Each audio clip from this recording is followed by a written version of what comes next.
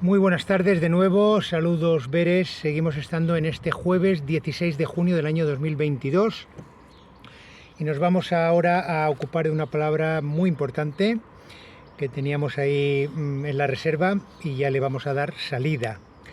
Nos vamos a ocupar de la palabra endogamia, ¿de acuerdo? Tengo que advertir que realmente nuestras mentes hoy día no están lo suficientemente libres, vamos a decir, como para entender el tema de la endogamia. Evidentemente toda la contaminación mental a la que nos vemos sometidos a través del buenismo barato, y yo no tan buenismo barato, sino buenismo impositivo, opresor, depredador ya prácticamente, sobre todo lo que hacen con los chiquillos en los centros de adoctrinamiento, mal llamado escuelas o colegios, pues nos lleva a pensar que todo el mundo es bueno, entre comillas, y que uno se puede unir sexualmente con el que quiera, con el que le dé la gana, ¿no?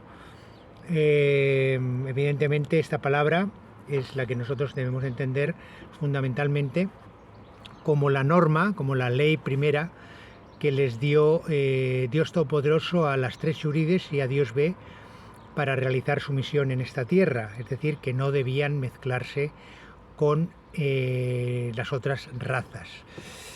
Entonces, bueno, pues vamos a ver un poquito el significado. Fíjense qué bonito, porque endogamia la dividimos en endegamia. Ende, recuerdan, el Gora Kalende, ¿verdad? El Gora Kalende significa raza directamente. Por lo tanto, raza, ga es hogar y mía es nuestro.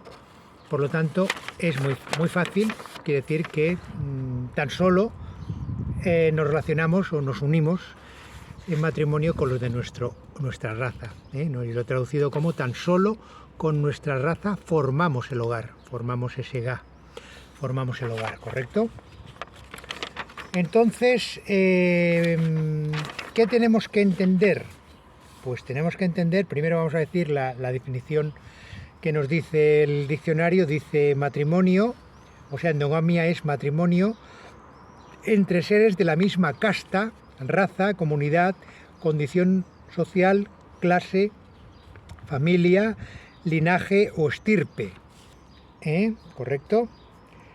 Y también tenemos que decir que el diccionario dice que endo significa dentro y gamia vendría de gametos, vendría del matrimonio, de la unión sexual, ¿no? De ahí viene también gama. Nosotros, por ejemplo, ahora mismo ya en lo que es la publicidad, cuando vamos a adquirir un coche, vamos a poner, pues nos dicen ese coche pertenece a la gama, una gama determinada, que tiene normalmente un número de unidades muy limitado. Es de una gama determinada, o es de una gama alta, es de una gama baja. Gama quiere decir que es una familia, para entendernos, ¿no? Una línea que se ha creado, se ha diseñado, se ha fabricado en este caso, diferenciándola de los demás. Por eso se llama una gama. Así que esta es la cuestión técnica, la cuestión lingüística de la palabra endogamia. ¿Y nosotros qué debemos entender? Pues debemos entender, porque la gente me sigue haciendo preguntas de, entonces, si solo vinieron tres churides, tres mujeres y un hombre, ¿con quién tuvieron los hijos? Pues oiga, es muy elemental. Pues los tuvieron entre ellos. Es decir, ese niño que nació, ese bebé, cuando se hizo mayor tuvo que tener hijos con su madre y con las otras dos churides, pero es que luego tuvo que tener hijos con sus hijas y con sus nietas. ¿Correcto? Alexandre Leazar en la Vivele, por eso digo que es que hay que tener los libros y además hay que leerlos, no solo tenerlos, aquí en la Vivele, nos relata cómo inicialmente pues los Bere empezaban a formar sus comunidades, sus familias, sus casas, y nos dice que vivían pues en una casa, podía vivir la madre, las hijas, hermanas, algunas primas, algunas vecinas, y también vivía el padre, hermanos y tíos.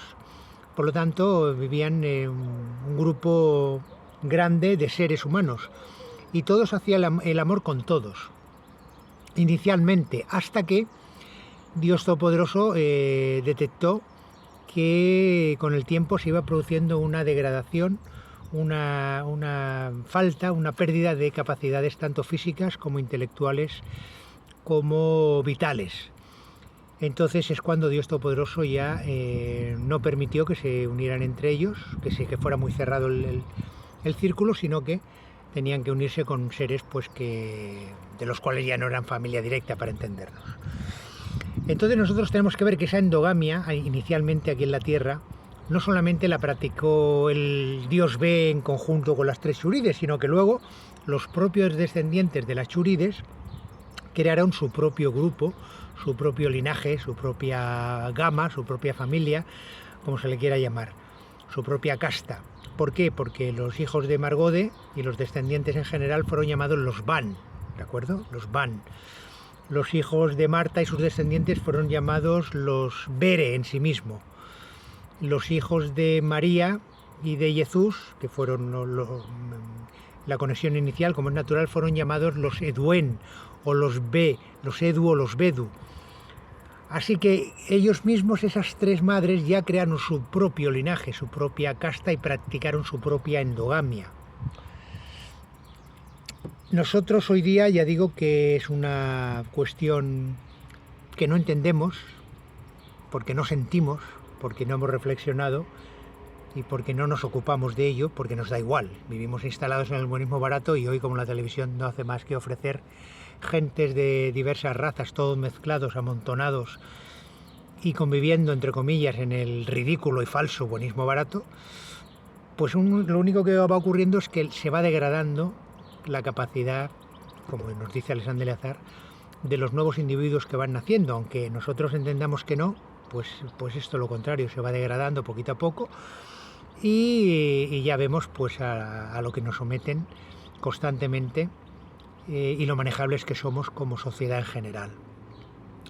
Por lo tanto, la endogamia, que es la primera raza la primera ley, que es la ley de la raza que Dios encargó, pues fue transgredida y al final, pues bueno, prácticamente quedan muy pocos seres que puedan ser de línea directa del gen hoy día, ¿verdad?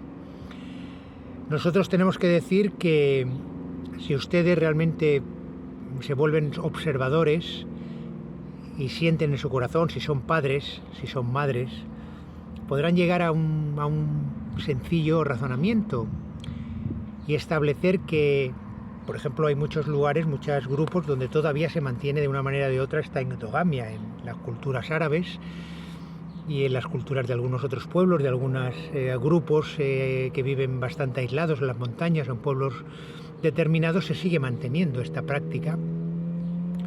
Y normalmente nos dicen que son gente que vive muchos años, que disfrutan de una gran longevidad, de una buena salud y sobre todo de alegría.